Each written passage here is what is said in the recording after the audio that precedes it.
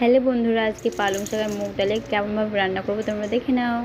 প্রথমে মুগ ডালকে আর পালং শাকটাকে ভালো করে ধুয়ে নেব জলে, তারপর প্রেসার কুকারে ভরে দেবো।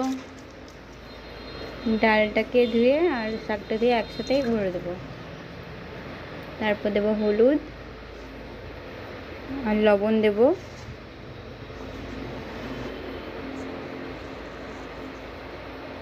তারপর একটু নেড়ে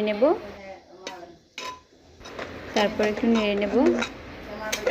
দুটো সিটি মেরে নেব প্রেসার কুকারে। তারপর রসুন কুচি আর পেঁয়াজ কুচিটাকে একটু লাল করে নেব। তাহলে একটু লাল হয়ে যাওয়ার পর এই সেদ্ধ করা শাক ডাল তারপর লাল হয়ে গেল, তারপর দিয়ে দিলাম ডালটাকে ঢেলে দেওয়ার পর তারপর ভালোভাবে নেড়ে নেব। নেওয়ার পর নামিয়ে নেব। হয়ে গেল মুগ ডাল দিয়ে শাক তৈরি। কেমন লাগলো তোমরা কমেন্টে অবশ্যই জানাবে প্লিজ।